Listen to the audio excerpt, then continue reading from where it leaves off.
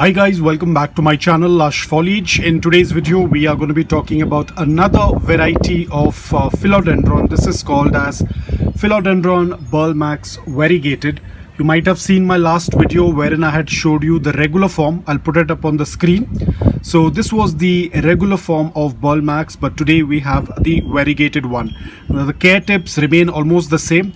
Also, I would like to say this is a more rare variety. You will not find it, and it's a little more expensive. The regular variety is very cheap. It's very commonly found in your local nurseries and stuff like that. And this probably you might not find it in your local nursery. It is going to be available with online sellers, especially the ones who deal with rare plants, because this is slightly on the rare side. Now, if you're going to look at this plant, this is the variegation on this plant. So we have a little bit over here, but on the second leaf we have a good amount of variegation. So this is what makes the plant rare, because of its variegation. Now, talking about the care requirements, it pretty much is the same. You have to ensure that you're giving a good amount of indirect bright light. Do not expose this plant to direct sunlight. Even the regular variety, we do not expose it to direct sunlight. But this in particular, if you're going to expose it to direct sunlight, these white variegated leaves will get burnt. So offer indirect bright light, filtered light, or dappled sunlight.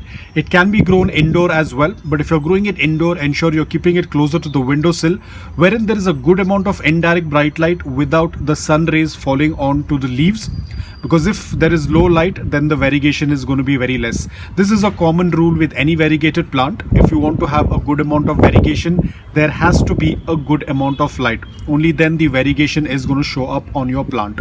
Apart from that, fertilizers also should be given very less, because at times when you give too much of fertilizers, especially nitrogen based, it tends to put out a lot of green leaves. Overall the plant starts to revert if there is excess amount of nutrients in the soil. So basically you have to I wouldn't say cut down, but give a very limited amount of fertilizers during the summer season. Now, talking about watering, whenever you see that the upper layer of soil is dry, go ahead and do a complete watering.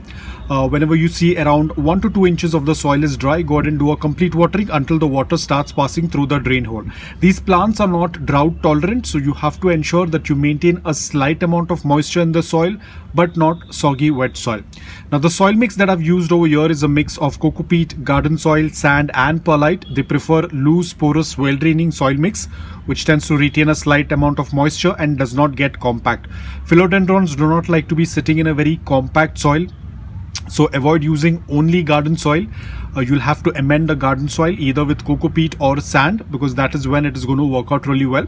When the soil is very loose, the roots are able to grow much better and the plant is able to absorb that moisture from the soil. Now, talking about propagation, as I said, this plant is very small.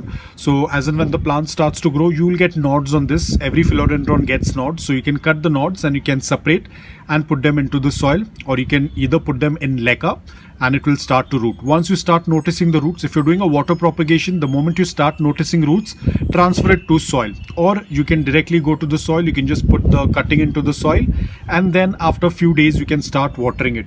Always ensure that the node that you're cutting should have a aerial root. That is going to work out much better in your favor. I'll put up the link in the description below of how to propagate your philodendrons. You'll get a fair idea.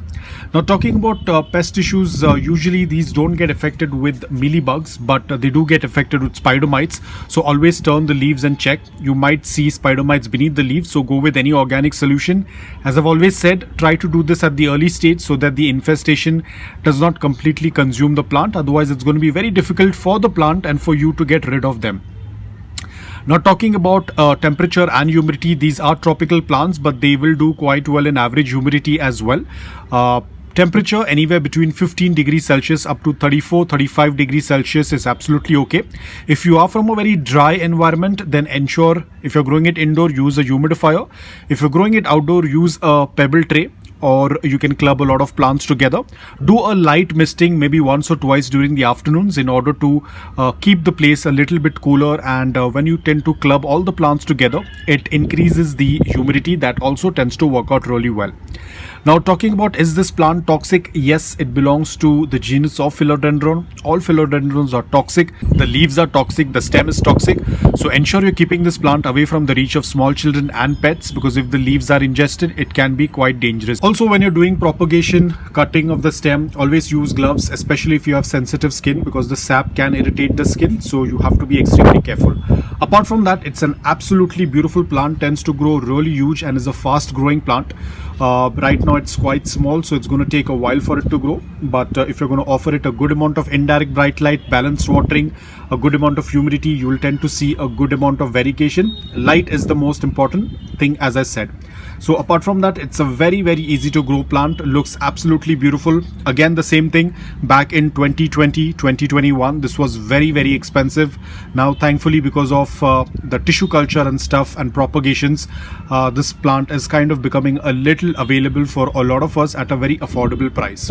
So guys, that's all about it. I hope that this video was helpful to you. If it was, please hit the like button, and if you're new to my channel, please consider subscribing to it. Until then, take care, stay safe, and keep planting.